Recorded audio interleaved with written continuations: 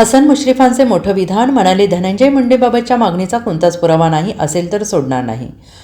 मुख्यमंत्री आणि उपमुख्यमंत्री यांनी सातत्यानं सांगितले, या प्रकरणात जे दोषी असतील त्यांच्यावर कारवाई करू. संतोष देशमुख हत्या प्रकरणातील सर्व आरोपी अटक झाले आहेत. केवळ एक आरोपी अटक करायचा राहिला आहे. पण धनंजय देशमुख यांनी मंत्री धनंजय मुंडे यांच्याविषयी त्यांची जी मागणी आहे त्याला कोणताही पुरावा नाही. पुरावा असेल तर आम्ही सोडणार नाही, असं उपमुख्यमंत्री अजित पवार यांनी आधीच स्पष्ट केलेलं आहे. आणि त्यामुळे आता हे वातावरण शांत राहण्याची गरज आहे, अशा शब्दात वैद्यकीय शिक्षण मंत्री हसन मुश्रीफ यांनी देशमुख यांच्या आंदोलनावर प्रतिक्रिया दिली. ते कोल्हापुरात बोलत होते. शक्तिपीठ महामार्गावरून बोलताना कोल्हापूर जिल्ह्यातील कोणत्याही परिस्थितीमध्ये शक्तिपीठ महामार्ग जाणार नाही.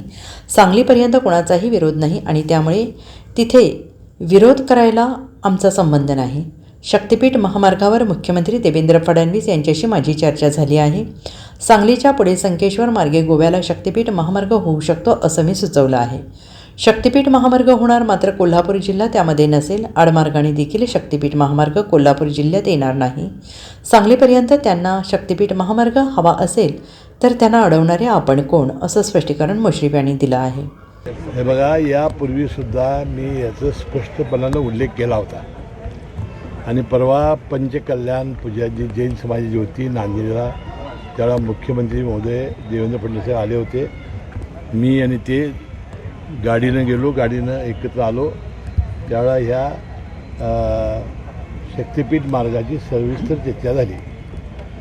कोल्हापूर जिल्ह्यामध्ये शक्तिपीठ रस्ता होणार नाही, हे मी अनेक वेळा तुम्हाला सांगितलेलं आहे. कसलीही अधिसूचना निघाली, काही निघाली, त्यात कोल्हापूर असणार नाही. आता तरी मला एक विचारलं होतं की सांगलीपर्यंत शेतकऱ्यांचा विरोध नाही. आता जिथे शेतकऱ्यांचा विरोध नाही तिथं आम्हाला विरोध करायची गरज नाही, तिथं पण झाला. आता सांगलीच्या पुढं गोव्याला कसं जायचं असं ते मला विचारत होते. तर मी त्यांना सांगितलं, सांगलीपासून आता कोल्हापूर ते सांगली हा रोड होतो आहे, नवीन आज ट्रेन निघालेला आहे. तिथून ते कोल्हापूरपर्यंत येईल रस्ता. त्यानंतर हायवेनं संकेश्वर मार्गे जाईल सरळ गोव्याला, त्याचा रस्ता सुचवलेला आहे. आणि त्या रस्त्यानं गोव्याला सांगलीपासून इथपर्यंत आलेले लोक पुढे जातील. जे रिअलाइनमेंट होणार हे फिक्स आहे 100%. कोल्हापूर जिल्हा त्यात नसेल. तुम्ही वारंवार याबद्दल स्पष्टीकरण दिलेलं आहे. नाही, आत्मविश्वासानं दिलेलं. कोल्हापूर जिल्हा नसेल म्हणता की सुपीक जमीन नसेल. कोल्हापूर जिल्हा नसेल.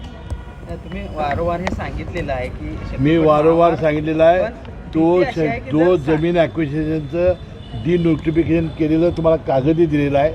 त्यामुळे त्यातले संबंध विषय संपलेला आहे.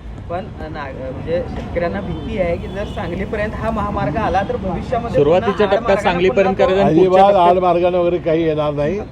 जोपर्यंत शेतकऱ्याचा विरोध आहे तोपर्यंत होणार नाही, हे आधीच सांगितलेलं आहे. पण सांगलीपर्यंत जे लोकांची मागणी आहे ना त्याला तिथं काय करूया आपण. त्यांची जर मागणी असेल आणि त्याला पाहिजे असेल तर आपण अडवणार आहे कोण.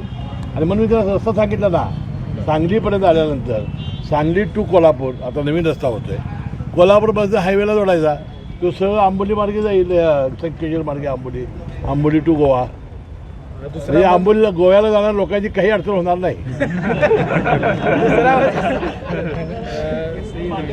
त्या भावाने आज आंदोलन केले, टाकीवर चढून आंदोलन केले की हे सगळे मारेकऱ्यांना पकडण्यात आलेले नाही किंवा या संदर्भातली कारवाई ती झालेली नाही.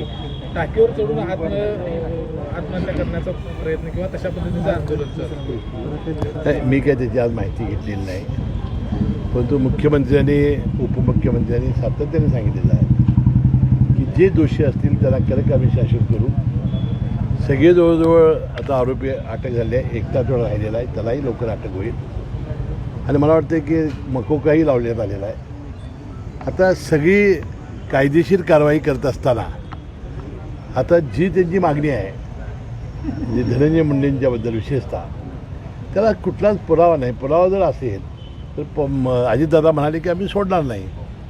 वास्तविक एवढ्यावर विश्वासाने आता हे वातावरण शांत राहण्याची आवश्यकता आहे. Bureau report, SBN Marathi, Kolhapur.